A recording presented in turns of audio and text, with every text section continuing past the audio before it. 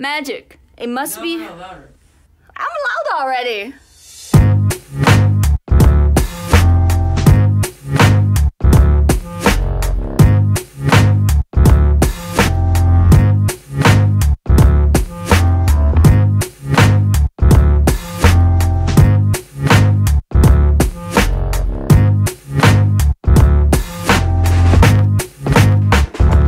Let's suppose I seriously claim that a fire-breathing dragon lives in my garage. What would you say? I mean, with all the stories about dragons throughout history, but no real evidence, now here's an opportunity. Show me, you say. And so we look in my garage, but all we see is empty cans of paint. Where's it at, you question? Oh, she's right here, but she's an invisible dragon I failed to mention. And so you suggest we spread flour on the floor to capture the dragon's steps. And that's a good idea, and I suppose it's fair. But see, this dragon's always floating in the air. You'll use an infrared sensor to detect the invisible fire. But hold on a sec. See, the thing is, that's a good idea, but the invisible fire is also heatless. You'll spray paint the dragon to make her visible, but the paint won't stick, she's incorporeal, and so on. I counter every physical test with a special explanation of why it can't be met. Now, what's the difference between the dragon I described and one that never existed? If you can't disprove my contention and nothing counts against it, what's it even mean to say my dragon's in existence?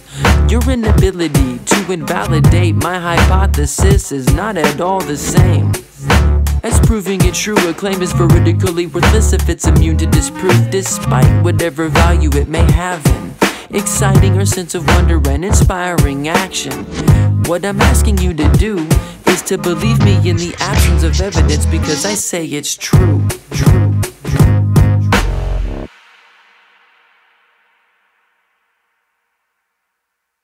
These lyrics were adapted from The Dragon in My Garage chapter of Carl Sagan's book, The Demon Haunted World.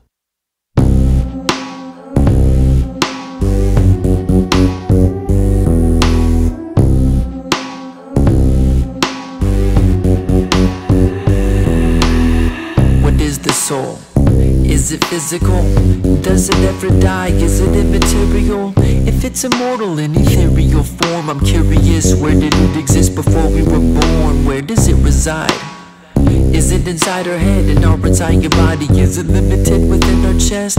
Does the soul change? If a child dies young, does the soul persist to grow to its adult state? And if you're challenged mentally or physically upon your death, then you require insight or ability. And what about the twins arising from a single egg? When the cell divides, does the soul comply and split two ways into half or whole? You conjoined twins get to have their own. What's an actual soul? I've yet to be given a definition that's consistent, plus not in contradiction with the laws of physics. It's so food for thought that I got about the afterlife party, the afterlife party. It's so food for thought if you want about the afterlife party, the afterlife party. It's so food for thought that I got about the afterlife party, the afterlife party. It's so food for thought if you want about the afterlife party, the afterlife party. If the soul happens at the moment of conception, then it is a process and can be detected. But if it can't, as would some say, I wonder how they knew the soul existed in the first place. Could they be more wrong? The soul as a non-substantial substance is an oxymoron. By what mechanism does the soul detect an image if it doesn't have a retina? I suspect it's lacking vision. How can it retain a personality after we die, when we know our neurons cease to survive? Perhaps you know someone who's had a stroke with tragic loss. You're saying they regain the faculties lost after they're gone? I think you better check again. Extraordinary claims demand extraordinary evidence.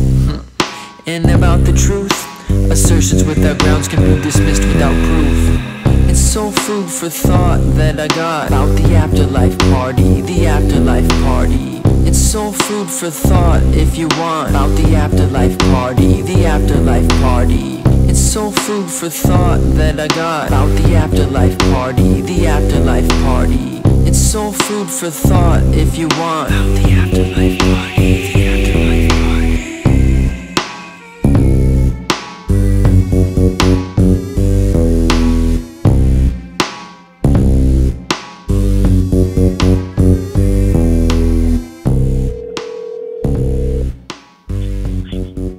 what's up? What's up, buddy? How you doing, man? Man, I'm doing groovy town. How about yourself? Good, man. Okay, so long story longer.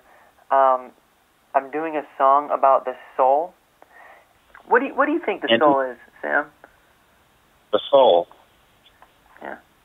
The soul is the embodiment of within yourself that makes up your personality, your charisma, your character, your sense of humor, the aura about yourself, the way you carry yourself. When you walk into a room and just glow. I'm pretty sure it's actually the capital of South Korea. You know I got soul.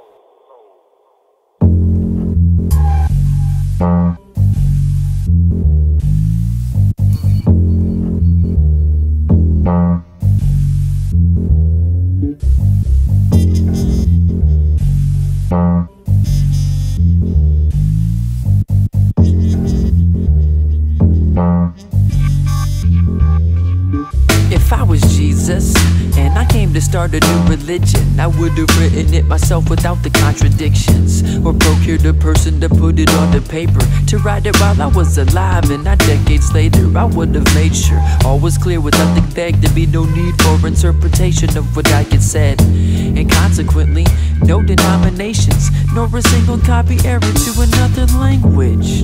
You wouldn't see me heal a bunch of lepers. I would do better and remove the disease altogether. There'd be no sermons, only topics worth hearing, such as the scientific method, physics, and the germ theory. I turned the golden rule into platinum by simply quoting the brilliant Dr. Linus Pauling maxim: do unto others 20% better than you'd expect they do to you, to correct for subjective error.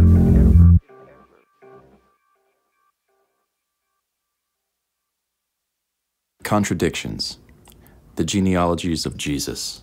Matthew 1, 2 through 17, compared to Luke 3, 23 through 38. The prophet's name. Matthew 1, 23, compared to Matthew 1, 25, and Luke 1, 31. Side note. Matthew is referring to the prophecy in Isaiah 7:14. However, in context, this is clearly meant for King Ahaz, and the prophecy was fulfilled in 2 Kings 16:9. Punishment for adultery. Leviticus 20:10 compared to John 8:11. How one can enter heaven. John 3:5 and Mark 16:16 compared to John 14:6.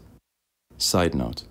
Although not a contradiction, it is rather odd that such a significant event as the virgin birth was only mentioned in Matthew and Luke. Religion is defined as the belief in and worship of a superhuman controlling power, and atheism is precisely not that. Atheism is the arrogant belief that this entire billion galaxy universe wasn't made for me. Let me define it once more. An atheist is one who lacks invisible means of support.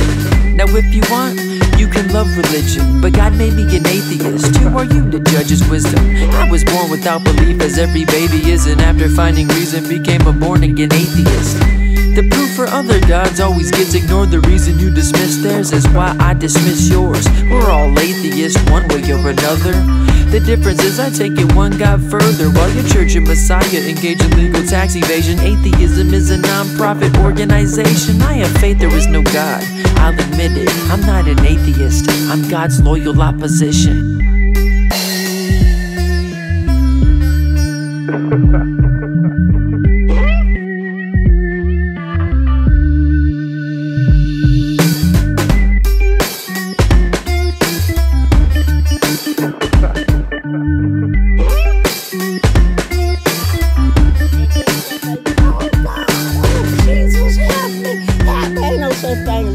That's an illusion. Life in the pit of hell. When the deal go down, they calling on the name of the Lord. Well, then I must be an illusion.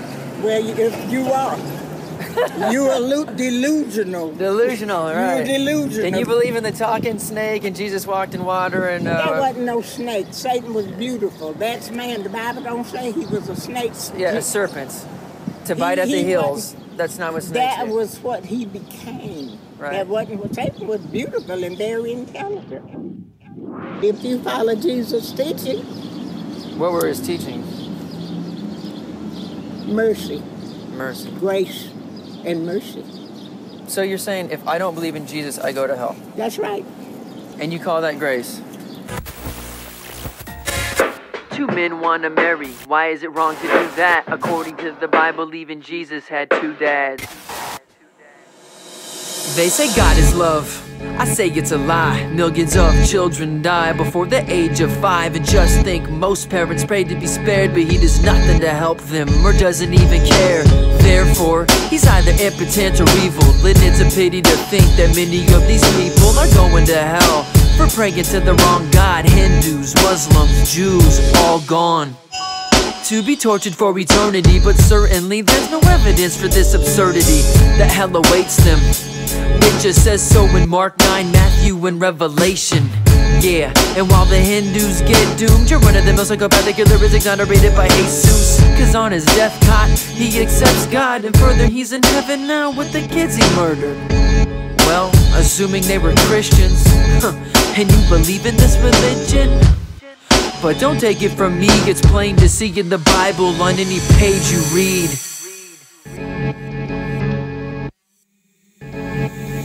You say God is good, you had a positive experience. Yet when a child drowns to death, God's mysterious. We're merely humans, you say, his ways are past us. Then, by what standard was that established? It's amazing to me, given all this God has not accomplished. This faith is obscene, the epitome of narcissism. God loves me, makes me feel good, you can't argue with him. Yeah, plus he's just and honest even when he admonishes us to kill our neighboring tribe. He has a book and if you look it says slavery's right. Yet, you think this God walks a righteous path when he acts just like a psychopath? Let's bring the facts to light. Christianity's a cult of human sacrifice. Christianity's a cult of human sacrifice.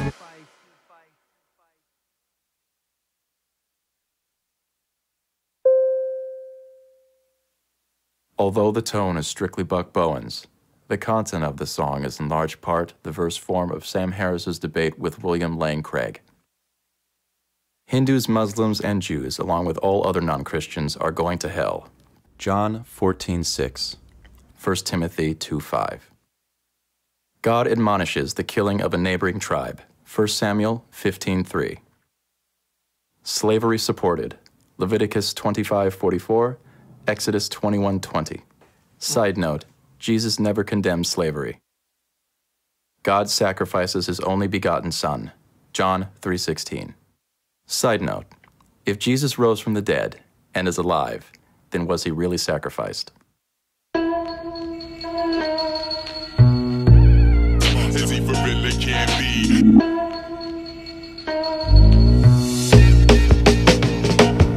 If I was Jesus, and I knew all of the crimes committed by my father, I would have him locked in prison. Furthermore, I would abhor such a disgusting dad who would have me tortured to death for his unsuccessful plan. My father authored a book, and if it's true, then it's awful, and portrays him as a monstrous crook, a bigot, a genocidal maniac, savage who captures women and kills children. They say it's filled with prophecies of me, but my name is never mentioned, so it isn't obvious to read. Plus, with all of the atrocities, I'd be embarrassed and ashamed to claim this God fathered me.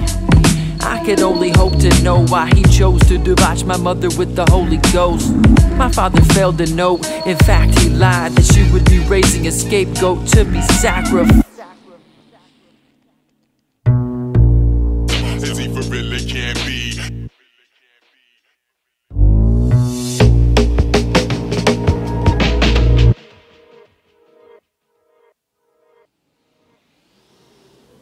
Religion gives you a broken leg, then sells you a crutch. Says that you were made defective and can never live up to a standard set by a God who designed you this way, who sent his son to be murdered just so that you could be saved.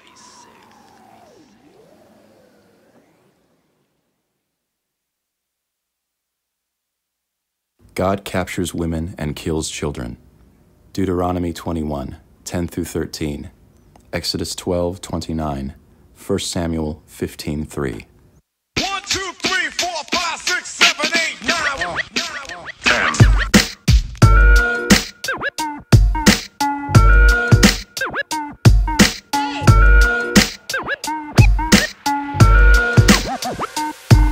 When you talk about the 10 Commandments, the question is, do you prefer to Deuteronomy or Exodus? The 10 Commandments term is only in connection with the latter, plus the book is offering almost two separate lists. In which interpretation do you have to pick? Is it the Jewish, Protestant, or Catholic? Of course there's many more than this, all of which are an abridged version of the Torah's list. It's ridiculous, some think we have to read a list of rules that hardly touch upon morality. Cause if we did, what would happen? The Catholics would drop their saints and quit working on the Sabbath. Number 1, I am thy God which had brought you out of Egypt, the house of bondage. That's rather odd, but what else does it tell us? No worshipping of the gods, for thy God is jealous. Really? That's kind of a silly notion that God Almighty suffers a petty human emotion. In that Egypt part, I see why it gets ignored, but maybe God was making an evolution metaphor. Let's move on to number 2. Make no graven images of things above or under you. Now this isn't in the Catholic 10, and the reason's obvious. Their God needs all the help he can. Now you won't believe, but here's number 3. The feast of unleavened bread thou shalt keep. Unless you read a different page, just don't take the Lord's name in vain, which isn't really the same. Number 4, keep the Sabbath hollow. That's a Saturday, so which commandment do the Christians follow? God rested on the 7th day, but he's omnipotent and infinite. Why does he need a break? Number 5, depends upon the list you read. Honor thy father and mother, or observe the Feast of Weeks. Respect is earned, not just something you should give. Should children have to honor a parent who is abusing them? There's 2 for number 6, thou shalt not kill, or Christ or your boys must appear before the God of Israel. If it's wrong to kill, then God must love to disobey it, since he drowns the earth and murders babies just to make a statement. Number 7, no sacrificial blood with leaven. Sound unfamiliar? Probably cause you've never read it. You're thinking of the other 7. Thou shalt not commit adultery with another man's possession. Number 8, something about a sacrificial meal, or as the other list commands, do not steal. Unless of course God okays it, then you could take the women, land, and life of other nations. Number 9 is to quote from, bring the first fruits of your land to the house of Jehovah. Or against your neighbor do not lie, but it's a bit suspicious that neighbor isn't defined. Number 10, I didn't make this up for real. It's do not boil a kid in his mother's milk. Or perhaps you know the other one, don't covet your neighbor's wife, slave, or his other stuff. And there it is, the apparent 10, the greatest list of rules God could ever give. Yet there's so much it fails to mention, plus it could be approved in just one single sentence. Do not make another human being your slave. Don't condemn another person based on gender or race or sexual orientation. Don't mistreat or harm a child, and do not indoctrinate them. I've yet to mention rape and genocide, and you truly think that God's list of 10 is divine? Even a child could improve its rules. I've done it and so have others, and I encourage you to do it too.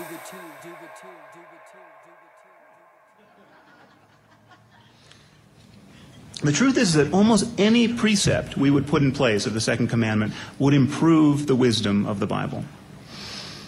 How about don't mistreat children? How about don't pretend to know things you do not know? Or what about just try not to deep fry all of your food?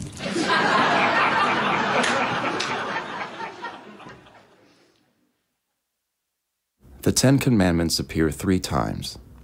Exodus 20, 1 through 17, Exodus 34, 14 through 28, Deuteronomy 5, 6 through 21, with various laws appearing in Leviticus 19.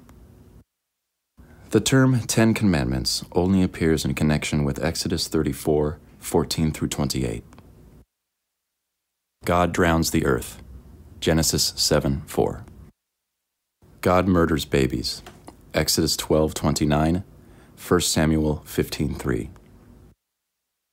God okays taking women, land, and life. Numbers 31, 7 through 18, Deuteronomy 2, 33 through 34. Improving the 10 Commandments soundbite from Sam Harris at the Aspen Ideas Festival, 2007. If God is love, what's the purpose of this punishment? Where's the love in this?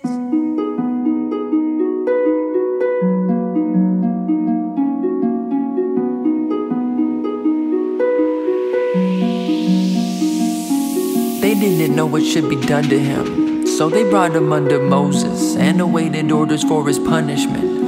The Lord spoke to Moses alone, saying the man must die, he must be stoned. So they took him outside, each with a rock in their hand, where they planned to throw stones till he dropped in the sand. The man was visibly shaken, terror poured over his face, apprehensive in his steps, knowing the course of his fate. The assembly stopped, got in position. The first stone was thrown but did not hit him. The second one followed fast. It was quick and swift and didn't miss. In fact, the blast dropped him as it kissed his lips. He shrieked, collapsing in pain, as the entourage of rocks battered his face. Bathing in blood, dead as more landed. The morally righteous did as the Lord commanded. If God is love, what's the purpose of this punishment? Where's the love in this? If God is love, what's the purpose of this punishment? Where's the love in this? His life was spent on the price of sticks, and I wonder, did this man have a wife and kids? Was he trying to keep his family warm? Was he even Jewish? Did he know he broke commandment 4? Thou shalt not work upon this day of rest. I guess stoning a man to death isn't really considered work. And did he die in vain? When Jesus finally came, it seemed that God's mind had kind of changed. Some things seem to contradict, like God's edict for death by stoning as the consequence, with what Jesus said to a crowd of men. He said to throw the first stone if you're without sin, which is awfully strange when you consider that he said the law's not to change. You'll be considered least if you break the least of the commandments. But Jesus also worked upon the Sabbath. If God is love, what's the purpose of this punishment? Where's the love in this? If God is love, what's the purpose of this punishment? Where's the love in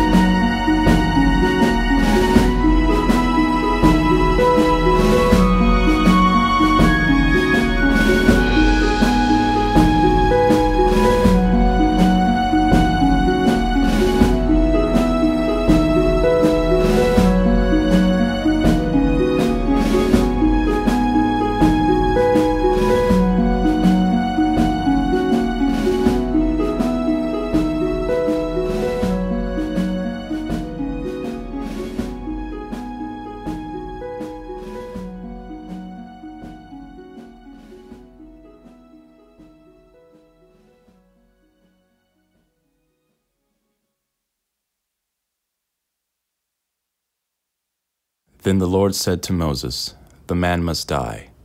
The whole assembly must stone him outside the camp. So they took him outside the camp and stoned him to death, as the Lord commanded Moses. Numbers 15:35. Let any one of you who is without sin be the first to throw a stone at her. John 8:7.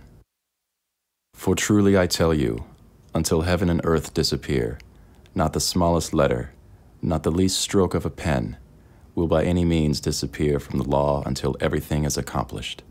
Matthew 5:18.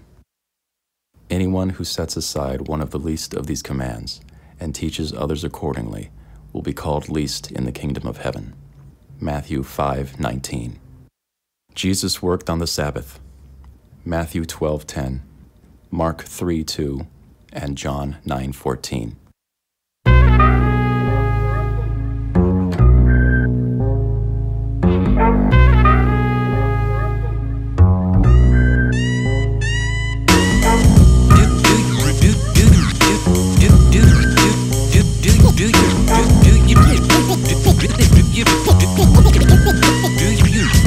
believe your God is all-knowing? That he has a plan, that he's aware of everything that happens in advance. If this is true, God knows which miracles he'll make us see it. So if all there's no amount of prayer is gonna change a thing. If by divine intervention the miracle's permitted, he doesn't have a plan and makes arbitrary decisions. But he's omniscient, which means from start to finish every outcome's known to him, like whose favorite sports team is winning. But can it be? How can a disembodied God know how to hop on a trampoline? Or compensate for an injured wrist? If God is unknowing, God does he know how to find out about what he's ignorant?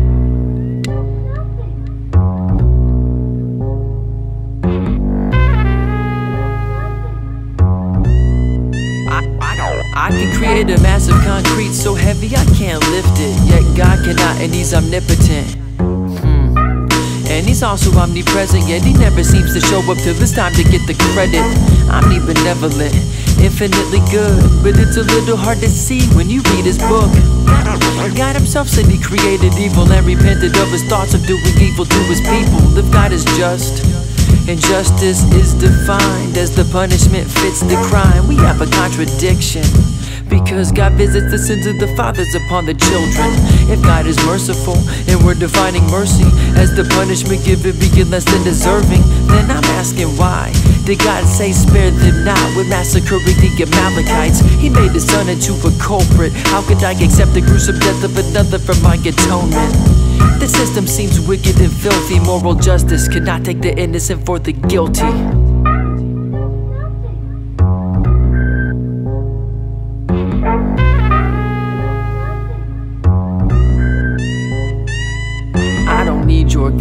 Your God needs me. Somebody's got to pay for his employees. I find it rather odd your God needs too much help when he's omniscient, omnipotent, everything else. I don't need your God needs me. Somebody's got to pay for his employees. I find it rather odd your God needs too much help when he's omniscient, omnipotent, everything else.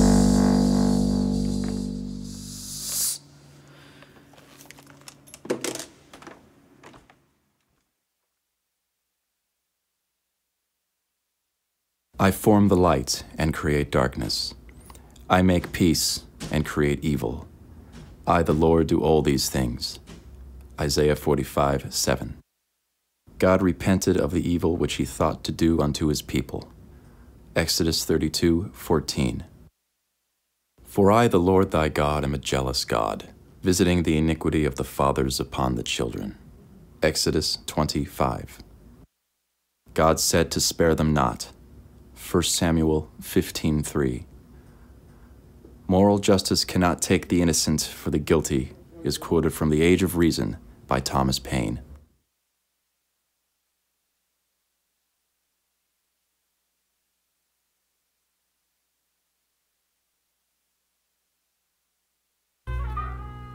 Will you turn the main volume up on the big knob to your right? Maybe 12 o'clock? A little more?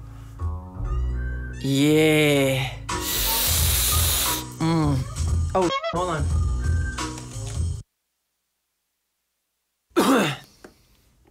Jesus. I don't like how I say it. I'm like, if I was Jesus? Like, dude, just chill. It's fine. For his unsuccessful plan, my father authored a book, even if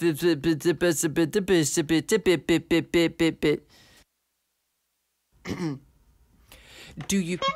Yeah, keep it rolling, keep it rolling. Sometimes you gotta treat life like a meatball and just roll with it.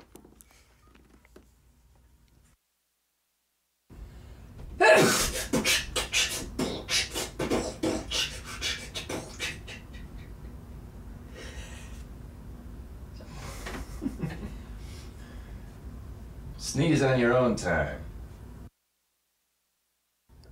These lyrics. These lyrics. Perfect. That's perfect? Yeah. These lyrics. No, see, there's too much emphasis. Alright, we'll see what I can do. These, Alright, burp. Burp to say go. Burp. Nah, that didn't count. Alright, alright. I'm taking up your hard drive. Magic. It must be remembered. It must be remembered. No, I lost it. Good job. Magic. Can you start me? Say something. Say magic. Magic? Start me again. Magic, it must be remembered. Well, I'm thinking. Just give me a second. Yeah, sure. 魔术一定要 I don't know. It's hard to translate. Hold on. Let me see. Magic. It must be remembered. It's an art which demands collaboration. Meow. God is love. I can't do Bob Dylan. I don't have Bob Dylan. Yeah, first you have to close your nose. If God is love. If God is love. No. Punishment. I can't, man, I can't do voices. You should hear my Bill Cosby impersonation. It's horrid. Can you sing this Bill Cosby style? No, I can't do it. I can't do it. Like, look, I'll do it for you, okay? Okay. I'll do my impersonation. But you have to use my lyrics. If God is love, what's the... You want to put it? So that's kind of where I'm at, you know, when people have these God claims and they tell me, oh, well, you just got a feeling, you know, or just you got to kind of just believe. And I go, well, that's... If it's just a matter of faith, then I have no way to discern between Islam, Judaism, Christianity, Mormonism, you know what I mean? Because there's no way to discern between them if it's just a feeling. Mm-hmm. So I understand what you're saying. Like, you know, you do want to prove things. You want proof, right? Sure, yeah. But it's kind of like, I had a friend say, like, how do you know that you have a brain? You can't feel it, you can't touch it, you can't see it, you can't smell it. You know, how do you know that you have a brain, though? MRI. CAT scan. Yeah, I know. If you did that. Yeah. But right, so like, I mean, if you could show me the MRI for God, I would love to see that. Or another thing is, like, how would you explain what salt tastes like? So if that is used as like a justification for your belief in Mormonism, you could also justify belief in Islam. But that doesn't work for you, right? No. If that's my basis for discerning truth, then I can't discern between the other religions, the other faiths, because it's the same. You're using the same process. You know what I mean? Well, this one is a book with a promise. Like in the Quran and in the Bible, it doesn't say that if you pray about the things that are in the book that you can receive a confirmation from God. This one does. Right. This is the only religious book that actually has that promise. I mean, I know that has a promise, but I also feel that that's still not like a good tool for this. You know, a car salesman can make me a promise, you know, or an offer that I couldn't refuse, and that wouldn't change the fact that he could be selling me a piece of shit.